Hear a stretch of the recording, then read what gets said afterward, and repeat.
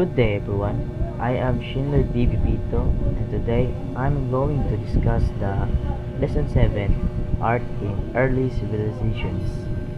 So, let's start. Prehistoric Art or the Stone Age. The Stone Age, a period when people used stones for tools. So, kareda ko no siya ang Stone Age, muna siya ang period nga ang tawag ko no nagamit og stone para sa ilang mga butang. There are three stone periods: Paleolithic or the Stone Age, Mesolithic or Middle Stone Age, and the last one is Neolithic or the Stone Age.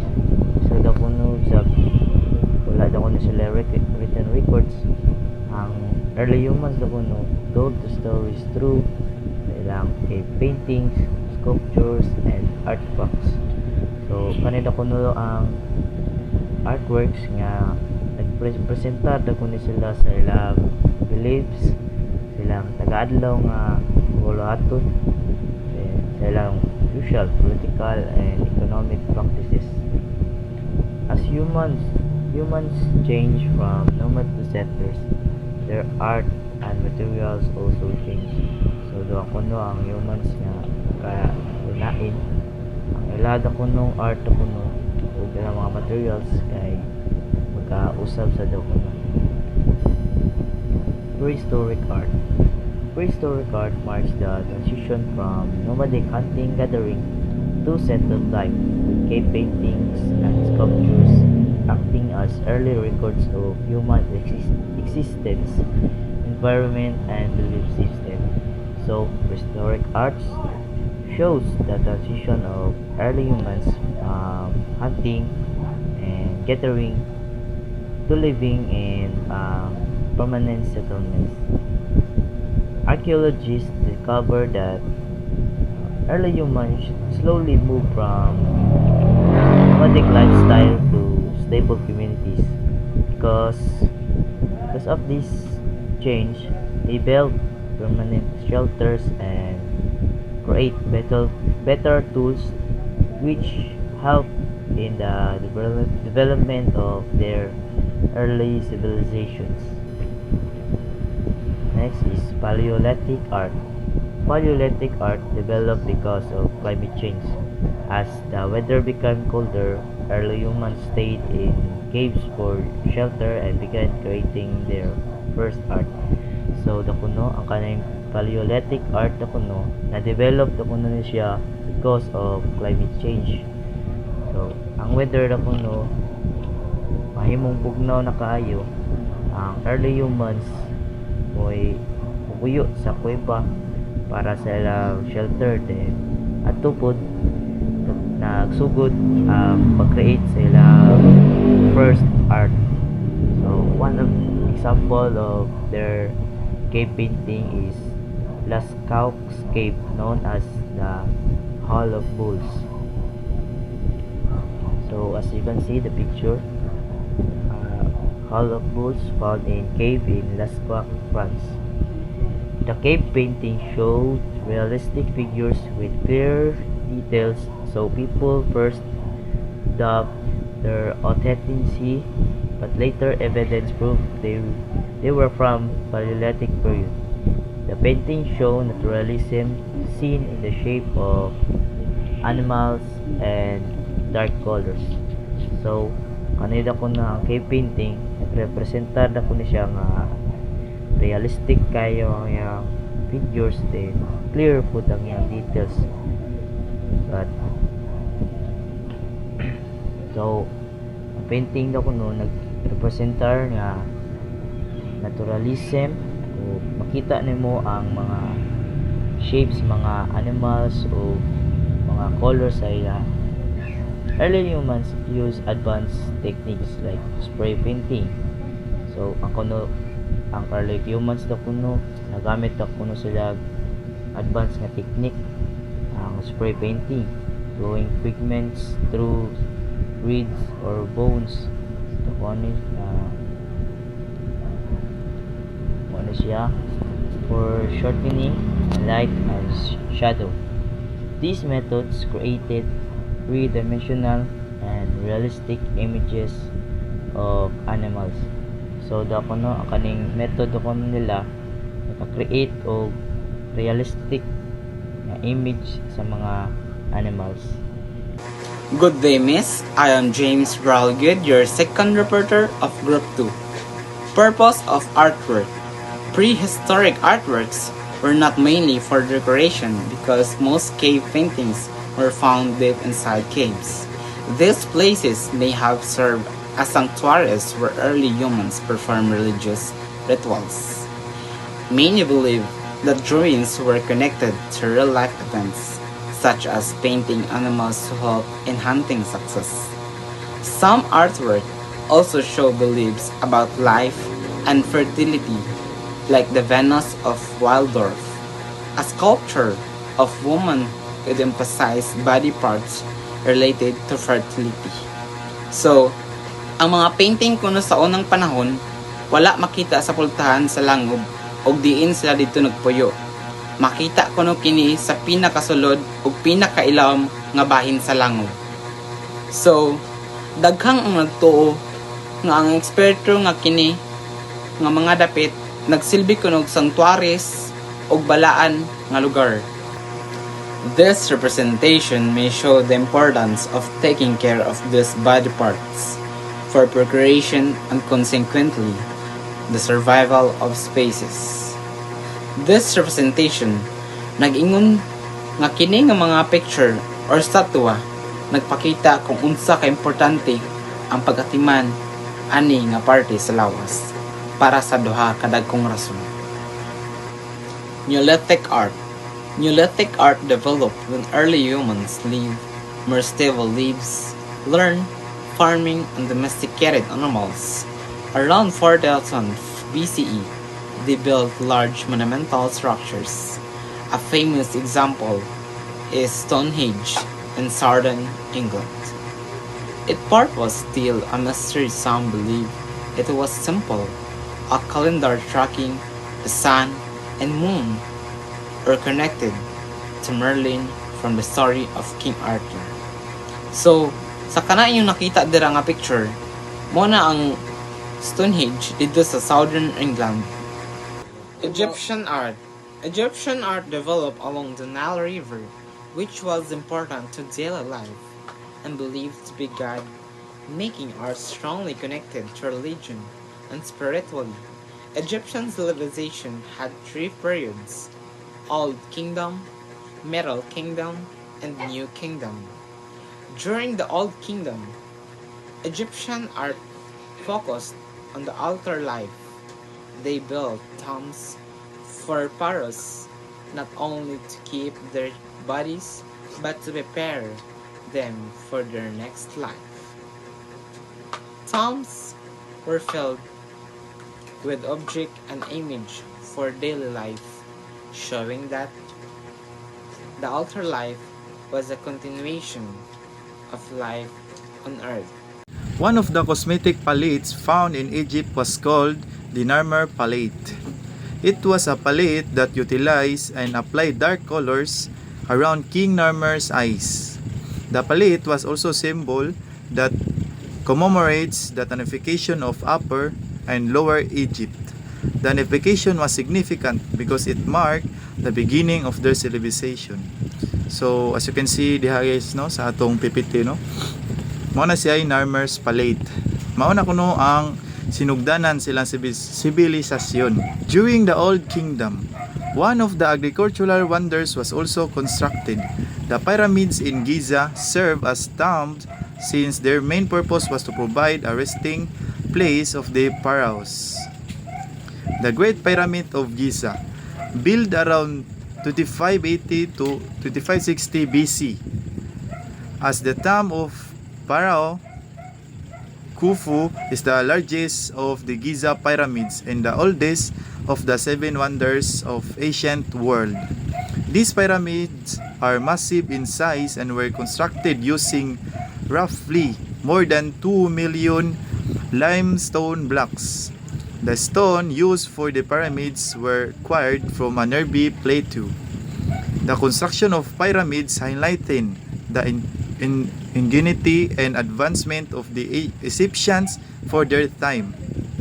Workers painstakingly moved their stones from the plateau going to construction site using wooden rollers. So mao din ni ang kuan guys no. So mao ni ang pyramid from built around 2580 to 2560 BC. So dugay-dugay na gini siya panahon na no na buhat no. So apil sa ni siya sa kaning kuan Seven Wonders of the Ancient World. These pyramid size were also 2 million limestone block. Laliman ka ng 2 million limestone blocks. So the stone used pyramids from never played to the construction pyramids highlighting the advancement Egyptian. So workers painstakingly move stones liman kana manumano wa pagi teknolohiya sa una gyud. So construction site using wooden rollers. Wooden rollers yun tong guyuron ba to? Naikuan sila mga kahoy tas mao tong magkuan makakuan sa dagong bato. Highly detailed sculpture showcase the queen's signature crown and is renowned for its realism, beauty, and symmetry. So, kita man na guys. Figure 6. Mana siya ang naong ni Queen Nefertiti. Tutankhamun's reign is considered one of the greatest restoration periods in ancient Egyptian history, and his tomb door proclaims his dedication to illustrative constructions of the ancient Egyptian gods. Probably one of the greatest discoveries from the Egyptian civilization was tomb Tutankhamun. He became king at a very young age and died at the age of 18. Howard Carter discovered his tomb in 1922. They were astonished to find gold artworks and the coffin, and that the coffin was made out of solid gold. The body of a young king was covered in linen, and a gold mask covered his face. So mo na siya guys ang picture ni King Tutankhamun. So sayo guys yan nahimong king no. He became king at a very young age and died at the age of 18. So sayo sa case yan ni pass away. So si Howard Carter na naka-discover aning tomb in 1922 and assured to find gold artworks and coffin. So napagtanto niya na pure gold gud ni ang mask ni King Tutankhamun, solid gold. The body was young king covered by linen, a gold mask cover his face. Everyone. Now we will going to tackle Lesson 8, Arts of Emerging Europe. So, Ancient Greece. Independent, culturally connected city-states around the Aegean Seas, not a unified empire. As the foundation of Western civilization, it pioneered democracy in Athens, advanced philosophy, and influenced art, mathematics, and sports, including the original Olympic Games.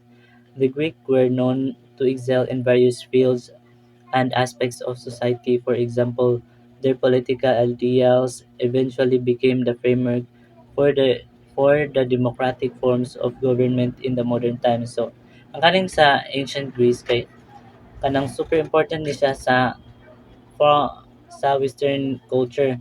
Like mo ni siya ang starting point sa mga things nga ato gyapong gibang buhat karon like kanang sa arts like kanang art and crafts inana kanang sculpture ato na gyapon sa kuan na siya sa ancient Greece then they came up with democracy which means kanang ang mga tao sa una kay pwede sila maka-choose og ilahang leaders sa ilang city which is called Athens. Ilang city kay called Athens then kanang kanang they were also really good at kanang making beautiful arts, solving math problems and sports sad din. Next is the development of Greek art can be derived into four periods. Naay four periods ang Greek arts. First is geometric, and then archaic, then classical, and Hellenistic. So first is an geometric period. Emerged from the Dark Ages, it is defined by the heavy use of geometric shapes and patterns in artworks, particularly in vase painting. So there is a geometric period kay during this time artists love using simple shapes like circles and squares in their art din, especially sa mga pots o vases kay imo na ilang mga kanang ganahan gid nga panghimuon diri sa archaic period. Geometric day rather geometric. Then sa archaic period kay marked by a shift towards the importance of human figures, influenced significantly by trade with other civilizations like Egypt and those in the Near East. So there is a archaic period kay ang mga artist diri kay ilang mga pandrawing kay mga tao ilang ipandrawing din nang naka-learn na pud ni sila mga new ideas from other countries nga ilang gipang trade like sa Egypt muna sa archaic period. Then sa next is ang classical period. Classical period often considered the peak of Greek sculpture and architecture. This era focused on rebuilding temples and creating highly refined, idealized artworks. So, diri sa classical period kay kanang like pwede siya og karong golden age sa Greek arts and buildings. Then they made amazing statues and grand temples. Their art was very perfect and beautiful, showing ideal human forms. Mao nang sa classical period like ilang mga kuan kay mga sculptures na og kanang mga sculptures sa mga statue, then mga temples na ang diri sa classical period mo na lang pambuhat din. Next is ang Hellenistic period. Hellenistic period associated with the time of Alexander the Great. Art in this period moved towards greater realism, depicting intense emotions and dynamic movements. So, diri sa Hellenistic period kay kato ni na si Alexander the Great na ni kuan ang ni improve ang art like mas ni nindot ug maayo ilang arts diri sa Hellenistic period. Then ang example ani kay kadtong kanay kaning Laocoon and his Sons mo ni siya ang kuan sa Hellenistic Hellenistic period kani. Then next is one of the famous Hellenistic sculpture is the Laocoon and his Sons. The sculpture depicts Laocoon's a Trojan priest and his sons being strangled by serpents. So kani diri kay kaning mo ni famous Hellenistic sculpture which is called Laocoon and his Son. Then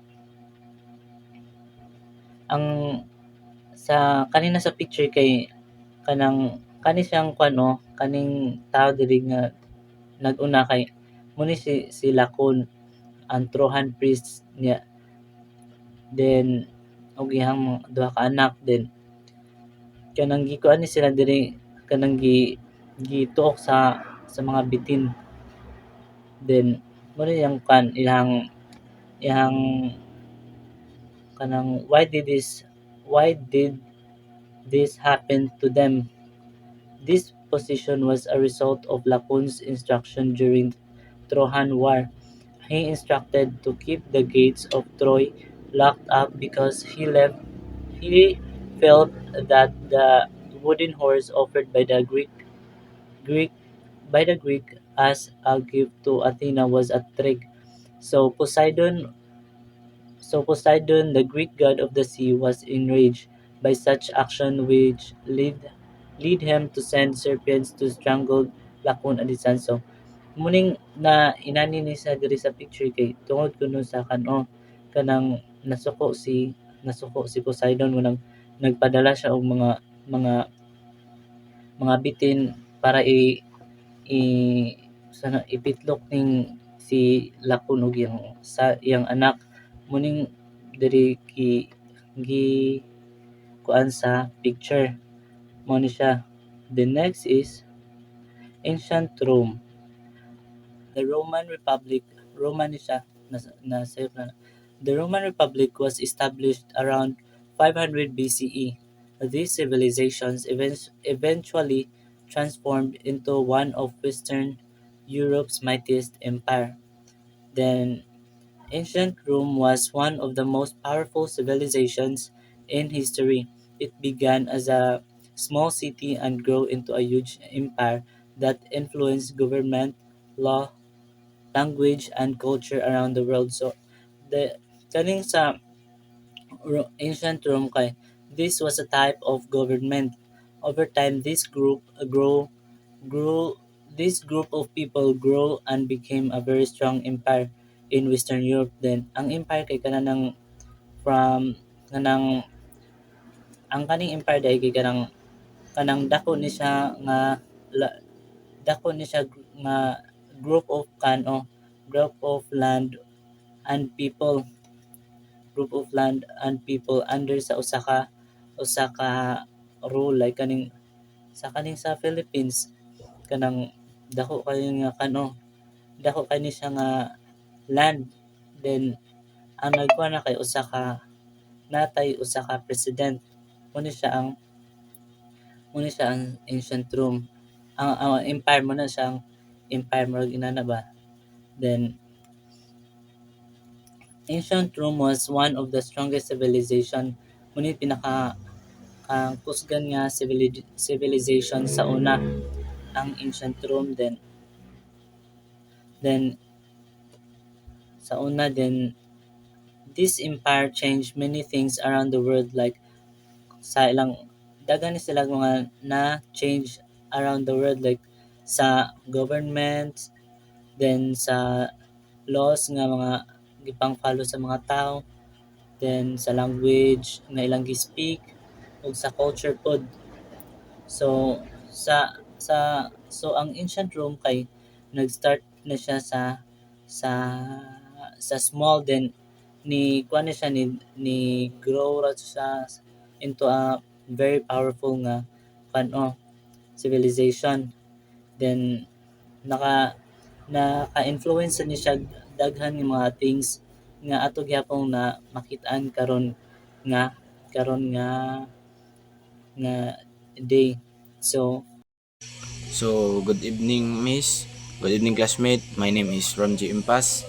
So, this amphitheater was built during the reign of Emperor Vespasian, and mainly used for public entertainment such as events and gladiator games. It shows the advanced skills of Roman builders, especially in the organized and particle design of the sculpture. So,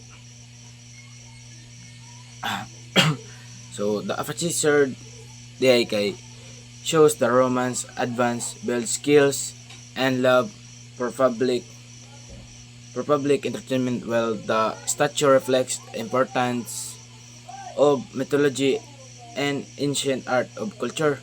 So, diba makita mo na sa kanang picture dia na si kanang ang gikuan dia show dia sa picture kay si Mendoza og si Poseidon. So si Poseidon day kay god of the sea. Nya si Mendoza kay a monster with a snake hair. So katong igtan-aw ni makita gani ka sa kanang sa ni Mendoza kay mahimo kang bato. So Middle Age. The Middle Age was the period between the decline of the Roman Empire and the Renaissance, often described as a time when religion strongly shaped society. The Catholic Church became the main authority, so most important works with handwriting copies of Christian scripts, often decorative with the instructions. During this time, Large cathedrals were built, including Romanesque, inspired by Roman styles, and Gothic, more details, and Northern inspired architecture. So, ang Middle Age, kay kuan din siya kanang was religion time when the church was purple books. So, ang ilang libro sa una kay dili daw print. Ang ilang libro sa una gisuwat ra pinaagi sa kanang handwriting nya. Nagpakatukod sa ni sila og kanang mga katedral, nagpatukod sa ni sila og mga dagkong katedral haron ipakita ang pagtuo sa Ginoo o gahom sa simbahan. So example kay nadini kay katong Book of Kelly's, Shirley Mage, One of Arc o Castles. So unsa day nakalian ni Romanesque og ni Gothic? So Romanesque kay thick walls nya, kanang small windows nya, round daw siya og kanang arches nya. Si Gothic daw kay taas nga building nya, big window nya, pointed ang iyang arches. So Renaissance art. During the Renaissance period, artistic valued the individual as a subject of arts. The influence of humanism shifted the focus of some artworks during the Renaissance period to empower the individual. Most artworks emphasized naturalism, which was also an influence of humanism since there was great emphasis on proportionality of man body. So Renaissance art began earlier around the 14th, 17th century during the time of artistic focus humanities, which means valuing human life and abilities. So ang Renaissance art focus on the individual person, an emphasis on realistic natural appearance. So example katong Mona Lisa by Leonardo da Vinci. Okay, di ba is katong ang picture ni Mona Lisa is di ba very realistic portrait and gishow ang woman emotions and natural appearance. So Michelangelo David. This sculpture is an example how humanities was dominant belief system during the Renaissance. There is emphasis on details of the body of the human being. So ang statue daw ni Michelangelo David kay kuan daw represent the biblical hero niya. Famous din siya kay because kay kanang gishow niya ang human body in very realistic detail nga ga-reflect sa humanism. So sa example din sa kanang yung structure kay kuan din siya just like a modern aesthetics athletics statues gishow niya ang kanang strong bodies to represent strength nga achievements and the statue of Michelangelo David kay gishow niya ang ideal woman human body and courage. So good evening everyone. I'm report Mannerism. Mannerism was period art history which product of Renaissance period. During Renaissance, artists will observe nature, try their best and light based on their obsession. As the Renaissance ended, artists directly copying subject from existing works of art. Most artworks during this period display distorted figures, two-dimensional space, discordant hues and colors, and lack of defined focal point. Ang Mannerism usa siya kasaysayan na art na kanilang mga product sa panahong Renaissance. Sa mga artista nagtan-aw sa kinaiyahan ug nagkamot sa sudon kining base sa ilang observations. So let's tackle Barocco and the Rococo. The Baroque period 1612-1750, which began in Rome, was known for its dramatic and decorative style. The term Baroque means irregular shape, whirl, and reflex the detailed and colorful artworks of the time. It developed after the Renaissance and was partly a response to Protestantism with strong support for religion, politics, and art. Italy artists focused on movement, space, dramatic lighting, and rich ornamentation to create powerful and emotional works. So, ang Baroque kuno kay 1670 nga nagsugod sa Roma. Nahibawan tungod sa iyang dramatiko ug decorating style nga pulong sa Baroque. Nagpasabot og irregular na forma sa perlas ug nagpakita sa mga detalye ug nakabugog nga mga likhang art sa maong panahon. Let's tackle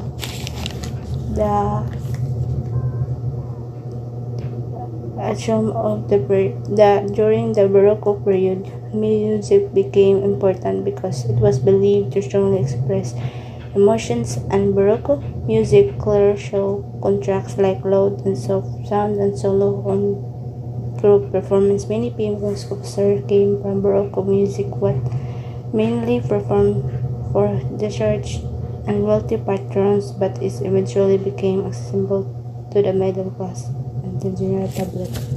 Sa unang panahon kay ang Baroque, importante nila ang music dahil ilang pahiwalang malakas ang kanilang nagpahayag ng mga damdam at padala sila sa kanilang mensahe. Ang kanilang musika sa Baroque ay malinaw na ilang gipakita ang kontrast, parihan ng mga kusog o mahinang tunog, pagtatanghal ng solo o grupo, daghan kuno kay kompositor ang nagmula ang Baroque ay kanilang gamiton para sa kanilang simbahan at mayamang patron. Figure 11. The Assumption of the Virgins, a painting by Titian located at Venice, Italy. The biblical event in the painting show how the Baroque period referred to having religious subject in the works. So, ang The Assumption of the Virgin na matagpuan ng kanilang pangyayaring Biblia na napakita kung kanusaan mabalik ang panahon ng mga Baroque. Neoclassicism. Neoclassicism was an art movement in Europe during the late 18th and 19th centuries that aimed to revive the styles of ancient Greece and Rome. It emphasized woman, reason, order, and balance, reflecting the ideas of the Enlightenment. The movement also reacted against the overly decorative styles of the Baroque period by promoting simpler and more disciplined art and architecture. So, kuanday si Neoclassicism is an art movement that started in Europe during the late 1700s to early 1800s. Artistic look back at the art of ancient Greece and Rome for inspiration. So, si Neoclassicism focus on order, balance, and simplicity and based on reason and logic influenced by Enlightenment. So, example ani niya katong Death of Socrates by Jacques Louis David. So, mga na si Neoclassicism. Romanticism. Romanticism as an art movement used the central theme of neoclassicist artworks as a springboard. Romanticism has highlighted heroic element into their work. During the age of revolutions, there has been a tremendous focus on the patriotic and nationalistic movements. One of the major revolutions in history would be the French Revolution. Such revolutionary movement became the focal point of most romantic works. Realism. Realism is an art style that focuses on accurately showing real life and detailed observations. It emphasizes the true and observable feature and the little use of imagination. The movement was influenced by Greece, especially Hellenistic art, which highlighted the realistic representation of the human body. Impressionism. Impressionism began in France in mid-late 80s, marking a break from traditional European painting. This style focused on capturing an artist's immediate impression of a scene or event. Impressionist painters use visible brush strokes, careful use of color, and attention to light and show to convey their perception of the moment. There are two types of impression, Neo-Impressionism and Post-Impressionism. There are two types of Impressionism, the Neo-Impressionism and the Post-Impressionism. Neo-Impressionism developed as more scientific response to Impressionism. Artists used systematic techniques to achieve precise visual effects and influence how viewers perceive the work. So, karida ko no Neo-Impressionism, una siya ang art nga nag-improve sa style sa Impressionism nga gamit og scientific og organisado nga method. Si George Dacono Seurat nagamit na kuno nga movement kang pag-develop nga pointillism. Ang technique na kuno niya paggamit na kuno og dot and dashes o pure color that visually blend from distance. So, artists use careful and systematic techniques to create an accurate visual effects and to control how people see their artwork. Post-Impressionism. Post-Impressionism emerged in France as a reaction to Impressionism. Artists who began as Impressionists sought to overcome its limitations, developing personal styles that emphasize defined forms, broken colors, and short brush strokes. So, kanina ko no ang post-impressionism, nag-start ako na siya sa France. Then, ang uban ako no artist ako no kay build ako nila ng ang impressionism ako no kay kan ako no limitations. So, moto nasa sila ilang kagalingon nga create sila ilang kagalingon nga style. Instead of showing life and movement to post-impressionism. So, ang artist kay ang ilang ganahan nila nga i-express nila ang deeper meaning, structure, and emotion sa ilahang artwork o da kuno na siya. Is Art Nouveau. Art Nouveau, it is characterized by long, flowing organic lines of inspired by flowers and insects. It's seen in architecture, jewelry, and glassworks. Asymmetrical lines resembling flower stalks or insects' wings were used visually to create elegance and a sense of dynamic movements in the artwork. So, kaning Art Nouveau kay kanang mga gipanggamit na nila kay kanang mga long curvy lines para sa pag-design sa mga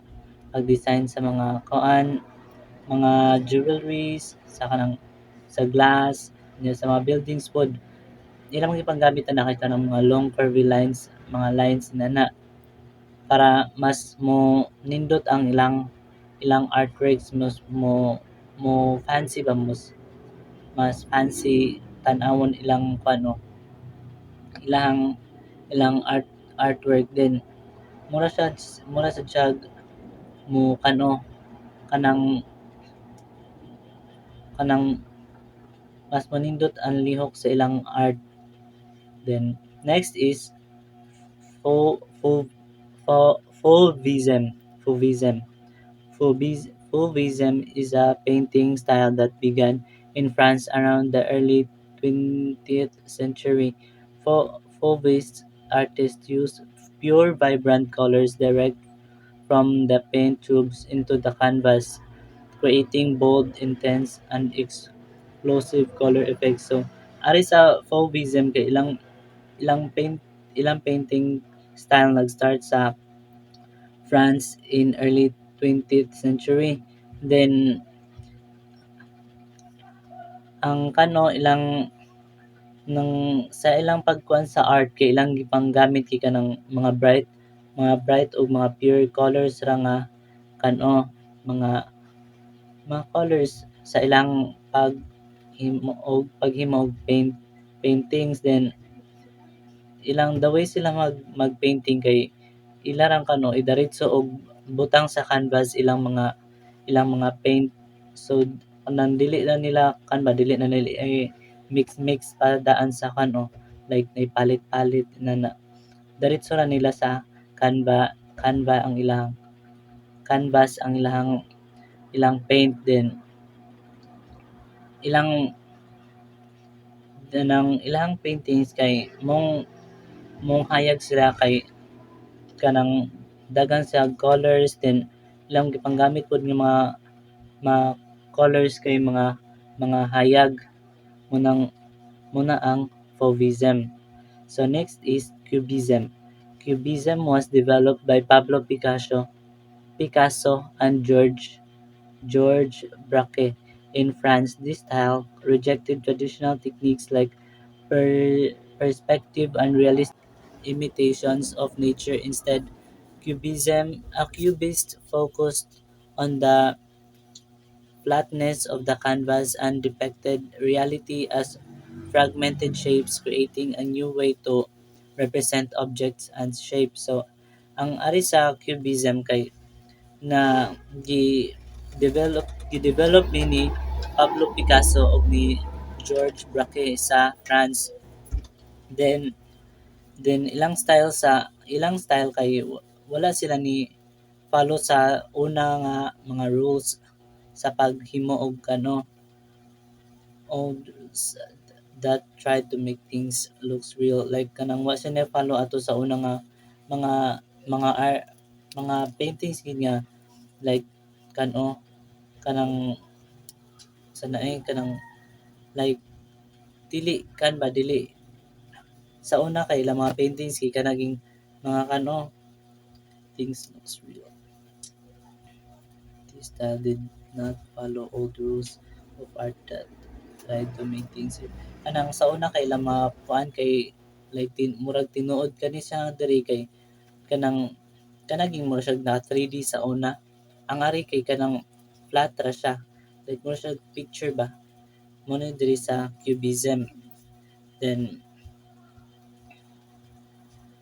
ang cubist pod kay ilang gi-show nga art kay katong ni kanang flat mo ni kanang flat nga picture.